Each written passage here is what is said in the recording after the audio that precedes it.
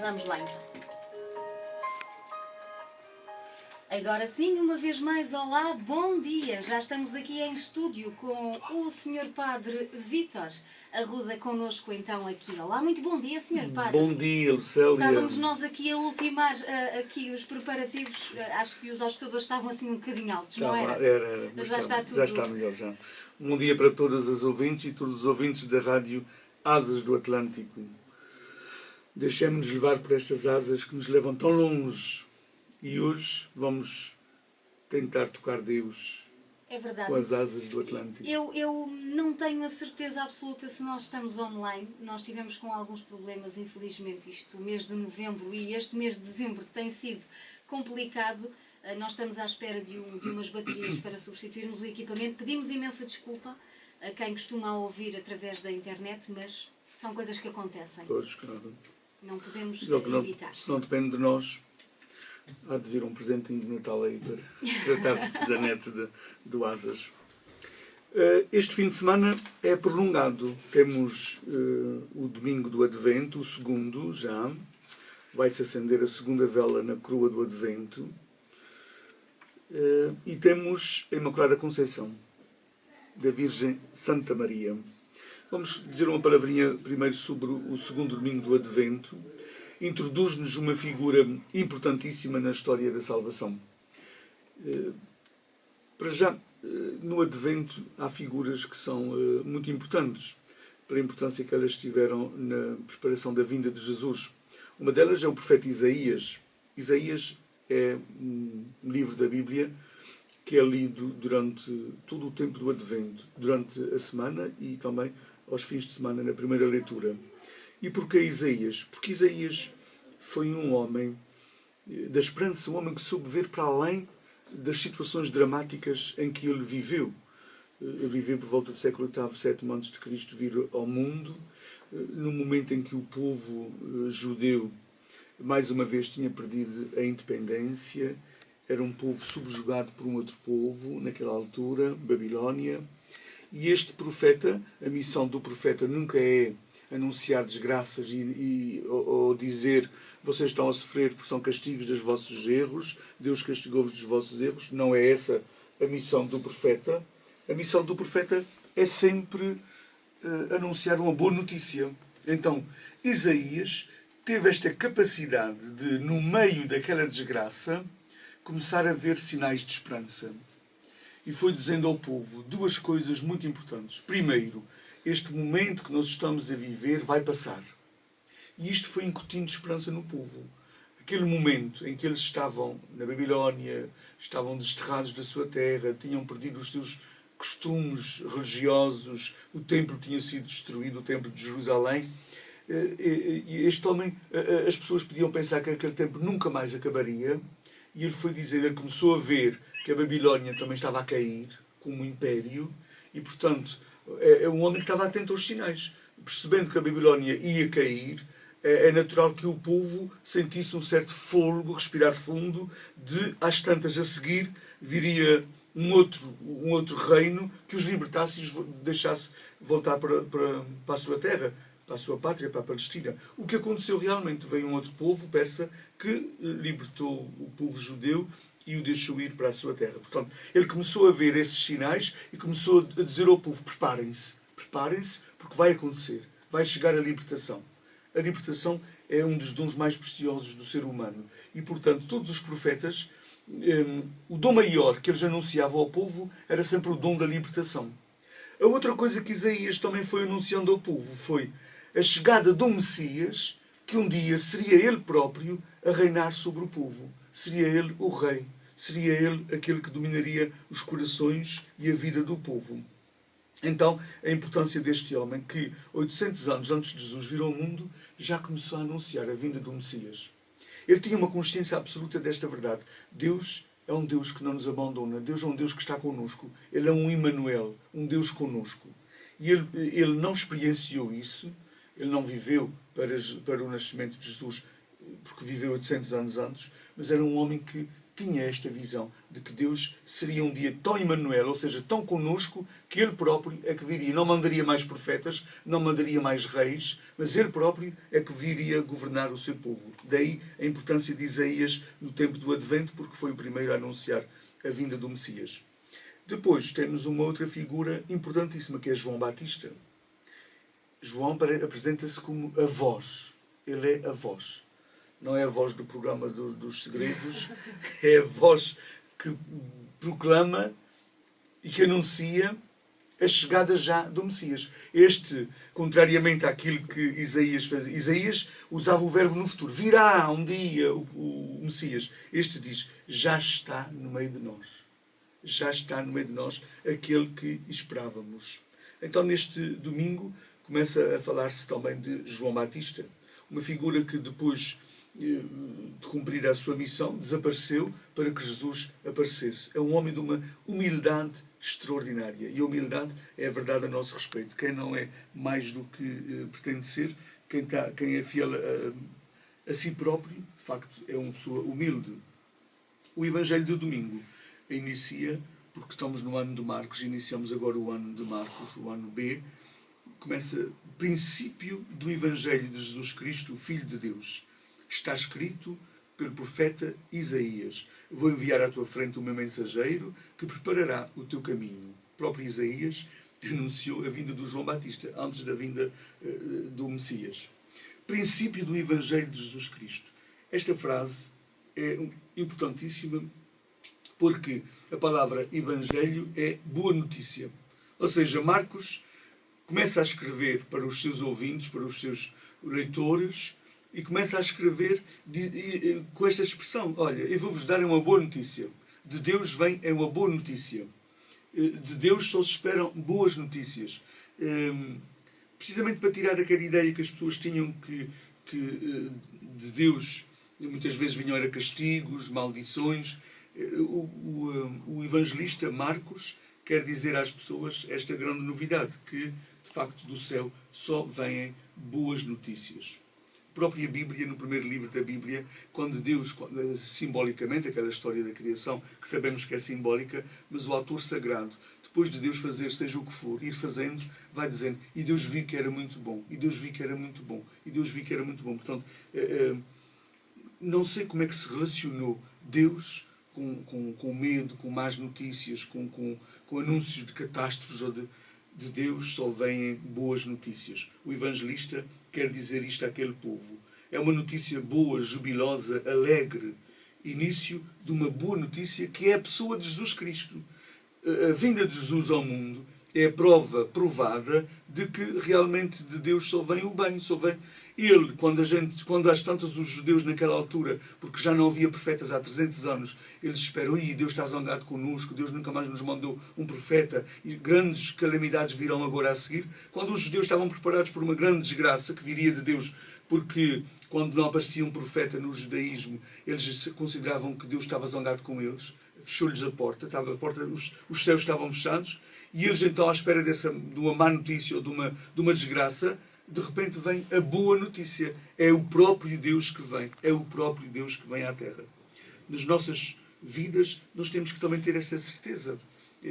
Ninguém faz uma vida a partir de uma má notícia.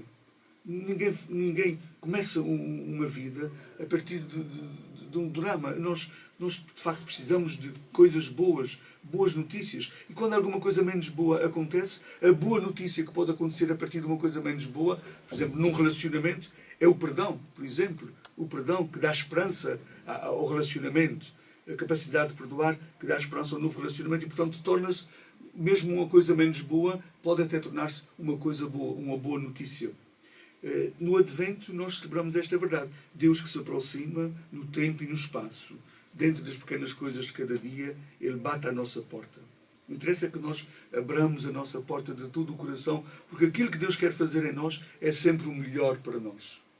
Às vezes, pela forma como nós vivemos, podemos fechar a porta a Deus. Pela forma como vivemos, pelas escolhas que fazemos, podemos fechar a porta. Não estamos a fechar diretamente a porta a Ele, mas pela forma como estamos a viver, podemos estar a fechar-lhe a porta. Não tenhamos medo de Deus. O Papa João Paulo II dizia isso aos jovens: não tenhais medo de Deus, não tenhamos medo de Deus, Ele só quer o nosso bem. Além do segundo domingo do Advento, temos na segunda-feira a festa da Imaculada Conceição. Curiosamente, a Imaculada Conceição é a padroeira de Portugal.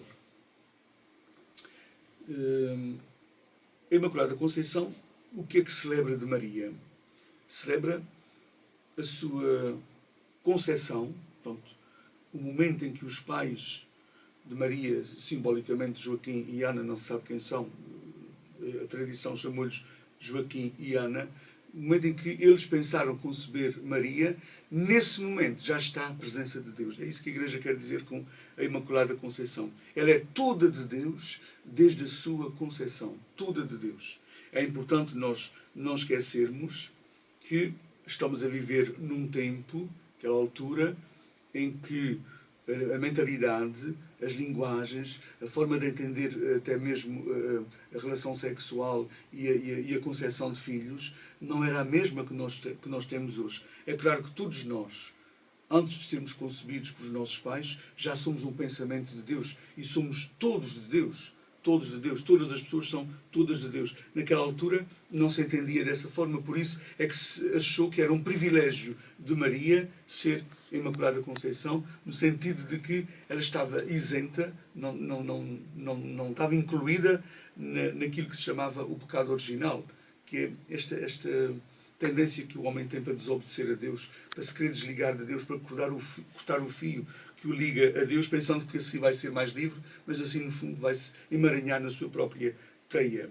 Então, este Evangelho deste dia da Imaculada Conceição, que é celebrado na segunda-feira, o 8 de dezembro, que ainda é feriado em Portugal, por causa disso mesmo, para que as pessoas possam celebrar a sua fé em igreja, em Eucaristia, diz-nos também, é uma boa notícia também. Primeiro, que da primeira leitura vem aquela verdade em relação ao homem e ao mal.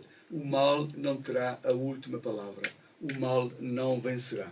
O homem vai ser o vencedor. Não diz quando, não diz como, não diz que é sempre vencedor. Mas o que diz é a promessa de Deus, e Deus cumpre sempre as suas promessas, diz é que o homem sairá vencedor da luta contra o mal. Da luta contra o mal. É curioso que a palavra diabo, que nós muitas vezes relacionamos com uma imagem, com uma figura, uma farrigo, com cornos e com um tridente, com o inferno. Pronto. A palavra diabo quer dizer vontade dividida. Eu, quando é que tenho o diabo em mim? Parece que tens o diabo em ti. Às vezes, as nossas mães, quando estão em desespero de salvação, em relação a nós, aquilo que a gente está a fazer, dizem: parece que estás com o diabo no couro. Parece que estás com o diabo em ti. O que é que isto quer dizer? Que nós estamos com a vontade dividida e estamos a ceder, nessa vontade dividida, estamos a ceder à parte má da vontade. Portanto, estamos a fazer o mal, em vez de estarmos a fazer o bem. O diabo quer dizer vontade dividida. Maria não teve a vontade dividida. Jesus não teve a vontade dividida. Jesus não cedeu. Jesus teve a vontade dividida, mas não cedeu. Porque nos momentos de tentação, venceu a parte boa da sua vontade. Venceu o bem. Nunca venceu o mal. Maria, pela força de Deus, também a mesma coisa. Venceu sempre o bem.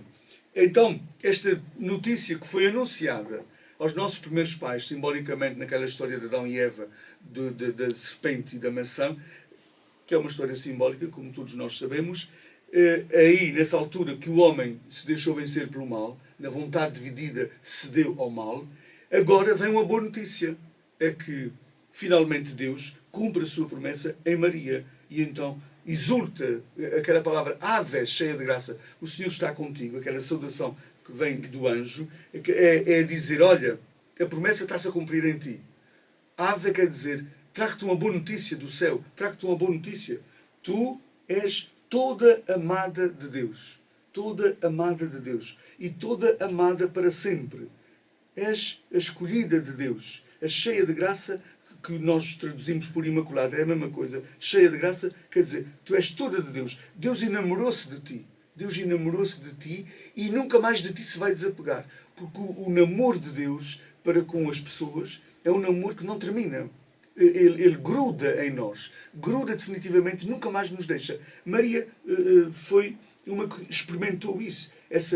O ser toda de Deus. O primeiro sim é dado por Deus, nem sequer é dado por nós. O primeiro sim é sempre dado por Deus à nossa vida. Por isso é que a gente tem que estar absolutamente tranquilos na nossa vida, porque Deus já deu um sim a nosso respeito. A nossa vida não vai ser um fracasso. O fim da nossa vida não é um fracasso. Mesmo que aparentemente na minha vida eu tenha alguns fracassos, eu tenho que ter a certeza. Este projeto é um projeto onde Deus está metido e, portanto, não vai fracassar.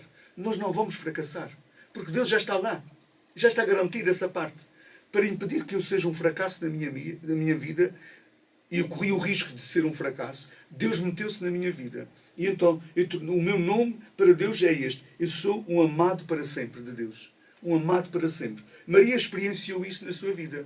É claro que foi muito mais fácil para Maria, quando ela percebeu que da parte de Deus estava garantido tudo aquilo que Deus pode garantir. E o que Deus garante não é a dar um pedacinho de si. Deus só pode dar-se a si mesmo. Deus não tem mais nada para dar se não dar-se a si mesmo. Portanto, Deus meteu-se na vida dela. Quando ela percebeu isso, ela disse sim. Olha, já que é assim, a tua parte está garantida, da minha parte, às tantas poderia falhar. Mas como a tua parte em mim está garantida, é claro que eu digo sim. É interessante nós vermos esta história de... o anjo Gabriel foi enviado por Deus a uma cidade da Galileia chamada Nazaré, a uma virgem desposada com um homem chamado José. É como se o Evangelho de Lucas desenvolve este relato da Anunciação como se ele estivesse a fazer o zoom de uma máquina de filmar. Ele vem do longe, do céu, depois vai-se aproximando, vai restringindo progressivamente o olhar até uma pequena aldeia, depois até uma casa, depois até uma pessoa. Uma rapariguinha de 12, 13 anos, Maria, que teria naquela altura, ocupada nas suas lides diárias, e de repente ela é invadida por Deus. Invadida por Deus, que não mexe uma palha sem que ela diga sim. Deus entra na vida dela, diz-lhe o que pode fazer, diz-lhe que não a deixará, diz-lhe que se mete com ela definitivamente e nunca mais a deixará, mas espera que ela diga um sim. Ou seja, o sim de Deus já estava dado, para que o meu sim possa ser dado também. O sim de Deus já estava dado. Portanto, é mais uma boa notícia. Tal como vínhamos em relação a João Batista, que traz uma boa notícia, o Messias já está. Agora com Maria, outra figura importante do Advento, temos também uma boa notícia. É que nós somos os amados para sempre de Deus. Somos os amados para sempre. Porque Ele foi o primeiro a dizer sim. Isto é tão importante para nós. A história de Maria é também a nossa história. O anjo é enviado agora à casa de cada um de nós e diz-nos: alegra-te, estás cheio de Deus. Deus está dentro de ti e comemora a tua vida com a sua vida. Deus não desiste de ti. Esta é, de facto, a grande mensagem que nós temos no Natal. E isto é tão importante porque nós levamos-nos abaixo pela nossa fé por qualquer coisa. Acontece-nos alguma coisinha que está fora do nosso esquema de vida e a gente de repente desmorona na nossa fé. Desmorona na nossa fé. Há pessoas que perdem a fé por qualquer coisa. Mas é até importante a pessoa perder a fé. Sabes porquê? Porque, no fundo, ela vai perceber que não tinha fé.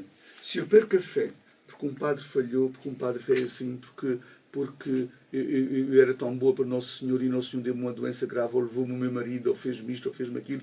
Se eu perco a fé por causa dessas coisas, que são coisas normais da vida, tudo isso é normal, acontece a toda a gente. Eu não sou diferente, nós não somos diferentes. A gente não tem que perguntar, não é porque é que as coisas me acontecem a mim. A gente tem que perguntar, porque não também a mim. Se eu perco a fé por causa disso, é melhor que me pode acontecer perder a fé. Porque não era uma fé verdadeira. Eu aí vou começar a construir uma fé verdadeira. Começando do zero, porque essa fé não estava segura. Eu tinha uma fé, afinal, num Deus que me fosse sempre favorável, fizesse as coisinhas à minha maneira. Quando ele não faz as coisinhas à minha maneira, ou quando alguma pessoa de fé falha na sua vida por qualquer razão, eu já perdi a minha fé. Isso não é fé. Se tem tendência... Deixa-se ficar. Muitas vezes deixam-se ficar. Não tentam recuperar. Não tentam recuperar, mas deixam-se ficar. E digo tantas vezes, só se desilude quem estava iludido. E se a pessoa estava iludida com alguém, então a desilusão é o melhor que lhe pode acontecer. Para depois construir uma relação correta. E isso também se refere a Deus. Se eu tinha ilusões em relação a Deus, de que Ele vai me privar de todos os problemas que o mundo também tem, que as outras pessoas também passam, só porque eu tenho fé, A fé não é um comprimido que me livra dos problemas do mundo. Se eu tinha uma ilusão de que Deus me ia livrar dessas coisas, é bom que eu me desiluda para começar uma relação correta com Deus. Que é a relação de que tudo me pode acontecer, mas com a força de Deus eu tudo posso superar. Porque Deus é sempre maior do que os problemas que me podem acontecer. E como é que começamos do início? Como é que começar do início? Como é que perdemos a fé? E como é que se recomeça? A pessoa vai levar muito tempo aí, vai ficar muito tempo em baixo. Mas recuperamos a fé como recuperamos a vida depois de uma catástrofe que nos acontece. É aos pedacinhos, vamos tentando reconstruir. Tentando reconstruir. Aos pedacinhos. Uma pessoa que tinha a ilusão da fé e que tinha dentro de si aquilo que ela chamava um bichinho da fé, mesmo que não fosse uma fé correta, ela depois, mais cedo ou mais tarde, vai ficar zangada um pedacinho, uns tempos, percebes? Há pessoas que a gente encontra naquela fase em que ainda estão zangadas, que não vale a pena sequer falar. Até ver um padre para elas é mau porque o padre representa Deus e, portanto, elas já ficam, não querem saber. Vão ficar nessa fase revoltadas. É uma fase importante, percebes? Deve ser vivida, deve-se respeitá-la, deve-se deixar a pessoa experienciar isso. Porque a pessoa depois vai remoendo dentro de si e depois vai amadurecer. Porque nós não podemos viver uma vida inteira revoltados. Isso até nos faz mal à saúde. E seria uma vida triste. É uma triste vida, de facto. Não era uma boa notícia. Ela depois vai chegar um momento em que, sozinha, às vezes, ou por alguma situação boa que vai acontecer, que vai compensar aquela situação menos boa, a própria pessoa vai começando a recuperar. É como se me caísse a casa em cima e eu não tenho outra casa para morar, tenho que começar a reconstruir. Vou começar a reconstruir de algum lado. E ela vai recomeçar a construir uma relação mais sólida, uma casa mais sólida, para que não caia depois num próximo sismo. As casas de Angra estão muito mais solidificadas agora depois do sismo de 80. Porquê? Porque foram construídas já preparadas para os sismos. Na fé é a mesma coisa. Se a minha fé desmoronou por causa de um problemazinho que me aconteceu, de uma doença grave, ou de uma morte repentina de alguém que eu amava, ou de um acidente que eu tive, ou de um desaire que eu tive com um padre, ou com isto ou aquilo, e depois deixo de ir à missa, há pessoas que deixam de ir à missa por qualquer coisa, que é uma tristeza. Portanto, isso era uma fé que não era verdadeira. Estava iludida. Agora, eu tenho que construir uma fé verdadeira. Devagarinho. Mas aí, já uma fé mais realista. Não é com a ilusão de que Deus me vai livrar de todos os perigos e de todos os males. As coisas acontecem a todos. É uma fé que me vai, em cima de tudo o que me pode acontecer, vai haver esta garantia que Maria teve, que João teve, que os profetas tiveram, que é: Deus é a minha maior força. Deus é a força maior da minha vida. E, portanto, Ele está lá.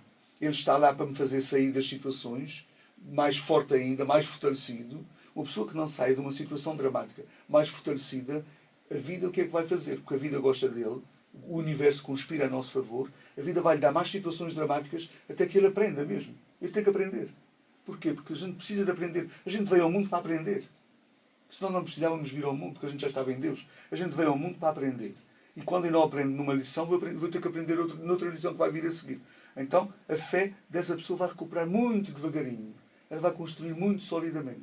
Vai começar a ir uma missa ou outra, e depois vai começar a sentir uma força dentro de si já maior, e depois vai sentir necessidade de voltar a ir à missa, e depois vai, percebes, devagarinho. Costuma-se dizer que o tempo cura, ajuda. O tempo vai curando, o tempo vai ajudando, e a pessoa vai amadurecendo. É importante que as pessoas vivam essas fases de revolta e de coisa, mas não se deixem ficar por aí.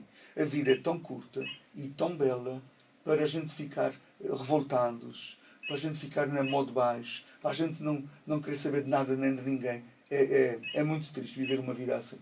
Por isso, como a gente sabe que de Deus só vêm boas notícias e que Ele está lá mais em mim do que eu próprio, essa é a maior garantia que eu tenho. Deus está lá mais em mim. Mas não é para me livrar dos problemas. As pessoas têm que ter isso nas suas cabeças. Não é, Deus não está lá para me livrar dos problemas. Porque eu vivo num planeta que tem problemas e toda a gente pode tê-los. Deus está lá para ser a minha força maior, para me ajudar a lidar com esses problemas que a vida traz a todos os seres humanos. A fé, para aqueles que não têm fé, às tantas é mais difícil de sair das situações. Porque a fé é uma força maior. É algo mais que eu tenho, além dos outros. Eu tenho algo mais que me vai ajudar a superar essas situações que a vida traz a todos. Portanto, as ilusões, mesmo nos relacionamentos, quando uma pessoa diz assim: tu hoje desiludiste-me imenso, a outra pessoa devia dizer assim: olha, tu não me amavas então, porque quem ama não está iludido, para depois se desiludir. Eu só me desiludo se estava iludido. Se eu estava iludido é porque eu não conhecia aquela pessoa verdadeiramente. Eu não me posso desiludir com ninguém porque eu sei de que é que a pessoa é capaz, no bom e no menos bom. Se eu estava iludido, sabendo, como é que foste capaz de fazer? Às vezes a gente diz, como é que foste capaz de fazer isso? Porque eu sou um ser humano, como tu também és. Não tenho que estar iludido a meu respeito. E todos somos capazes de fazer tudo. No bom e no menos bom. Todos os seres humanos são capazes de fazer tudo. Basta pôr as mesmas circunstâncias que levam outros a fazer aquelas coisas que a gente faz igual. Portanto, se uma pessoa se desilude com alguém, como é que foste capaz de fazer isso? É porque estava iludida. Então ela não estava à mão daquela pessoa. Estava à espera que aquela pessoa correspondesse àquilo que ela tem dentro dela sobre aquela pessoa.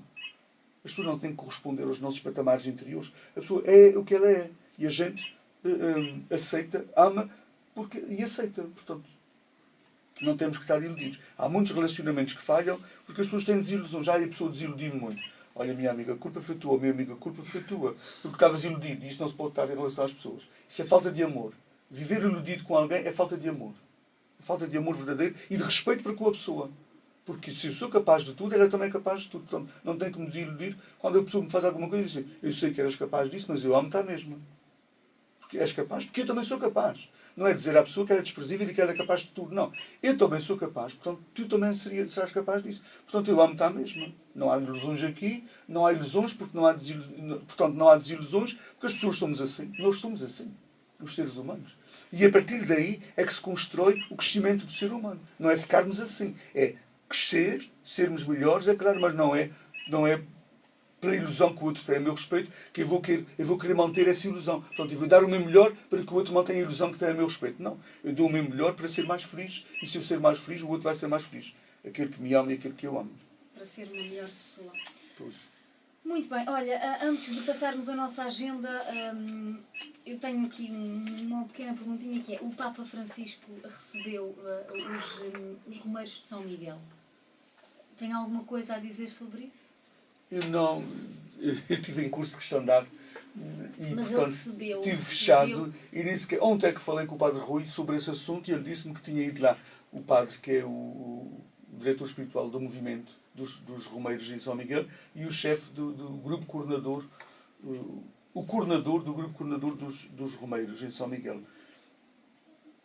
Isso, nós temos imensos padres e temos cardeais e bispos a viver, portugueses lá a viver em Roma. Natural que tenha sido uma cunhazinha para o Papa receber. O Papa conhece os Açores porque o Dom António já falou com ele sobre os Açores. O António, quando esteve em Roma agora, falou com o Papa sobre os Açores. E deve ter falado daquilo que são as realidades açorianas. E acha que isto é uma forma de, se calhar, trazermos o Papa Francisco aqui aos Açores? Trazer o Papa a Portugal é bem provável. Se ele ainda for Papa... Aos Açores não sei. Aos Açores não sei. É, Portugal...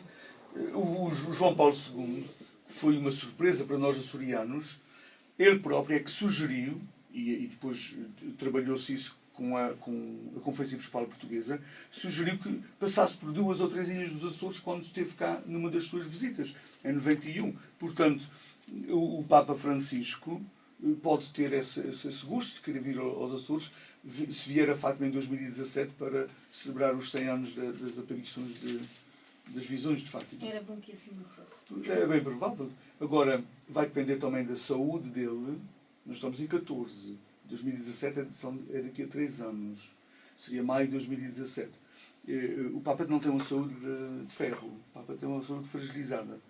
Portanto, não sabemos. Ele, uma vez no avião, no regresso de uma viagem, ele levantou a pontinha do véu e dizer assim: eu estarei nisto mais 2 ou 3 anos. E depois afasto-me. Portanto, às tantas ainda vamos ter 3 papas. O Bento se aguentar, o Francisco também que se vai resignar e um outro que virá. Portanto, o futuro a Deus pertence. Eu acredito que, agora, que é um reconhecimento para esse movimento de São Miguel, os Romeiros, que é um reconhecimento elevado ao mais alto grau, percebes? Elevado ao mais alto grau, que é chegar ao Vaticano. Devem ter deixado lá símbolos, devem ter deixado lá... Há livros de romarias que explicam as origens daquilo, devem ter deixado isso tudo ao Papa. E o Papa é uma pessoa curiosa, que é um ser humano curioso, é um buscador. O Papa lê essas coisas, ele percebe o português bem, o princípio espanhol, e, portanto, eu acredito que ele se inteire dessa realidade que é as romarias micalenses. E é uma prática tão emotiva e tão sentida. E toca muita gente. É uma forma de espiritualidade que toca muitos homens e vai tocando já também muitas mulheres. E se é uma coisa que toca as pessoas e lhes faz bem, depois é uma coisa boa, então. Tudo na religião que nos faça bem é bom. Porque a religião é um caminho para Deus. Sim, senhor. Obrigada, então. Agora vamos à nossa agenda. Recordo que ainda estamos na primeira semana do mês e, portanto, estão a decorrer as reuniões de catequistas, bem como a exposição do Santíssimo em cada igreja. Hoje, quinta-feira, temos a exposição do Santíssimo na Matriz às 17 horas. Às 18h30 temos a missa, às 20 horas temos a reunião de catequistas. Amanhã São Espírito a mesma coisa, 17 horas exposição do Santíssimo, 18 horas missa, 19 horas reunião de catequistas. No sábado missa no aeroporto às 18 horas. No domingo temos a missa às 10 horas em São Pedro e Matriz, às 11h15 em Santa Bárbara, e porque hoje é o dia de Santa Bárbara, o dia 4, é o dia da freguesia de Santa Bárbara, da paróquia de Santa Bárbara. Bem-aja a todos os santabarbarenses neste dia da sua padroeira. Ela é a luz que indica a luz verdadeira que é Cristo, que é Deus. E domingo, então, haverá um leilão a seguir à missa de Santa Bárbara. A missa às 11h15, seguida de leilão em Santa Bárbara. Faço um apelo aos santabarbarenses para a questão do leilão, para levar as ofertas e também para depois fazer a arrematação das ofertas. Às 11h30 em Almagreira há missa e neste fim de semana, domingo e segunda, naquela capela lateral que existe na igreja de Almagreira, vai estar montado pelas catequistas um mercadinho de Natal, com coisas natalícias. Tanto comes e bebes, licores, doçaria típica de Natal, como prendinhas, coisas que a gente às vezes são feitas pelas pessoas e que a gente pode oferecer a pessoas, porque tem muito valor as coisas que são feitas por nós próprios para oferecer a alguém. Portanto, vai haver mercadinho na igreja de Almagreira, domingo, e segunda-feira, que é dia da Senhora da Conceição, que há a missa também às 11h30 lá.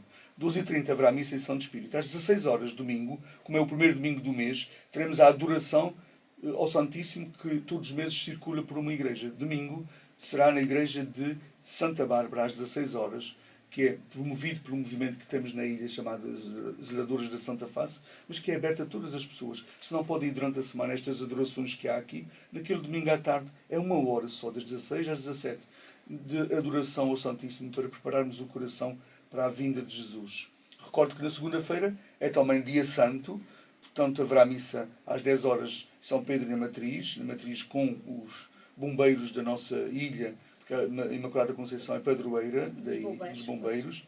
Teremos leilão também na segunda-feira na Matriz. Depois às 11h15 há missa outra vez em Santa Bárbara, 11h30 Almagreira, 12h30 em Santo Espírito. Recordo que na terça-feira há missa em Fátima, às 18 horas, e na quinta-feira há missa na Santa Casa da Misericórdia, às 17 horas, para além das outras missas normais da semana em cada igreja. Senhor Padre, muito obrigada. Um bem-aja a todos, um bem-aja a ti, e nunca esqueçamos que de Deus só vêm boas notícias. Deixemos que Ele entre nas nossas vidas, porque Ele é a força maior que nos ajuda a viver a vida sempre com confiança, com esperança e com alegria. Um bom dia a todas e um bom dia a todos. Muito obrigada. Bom dia. O Bom Dia Açores continua por aqui. Tipo, agora um funeral.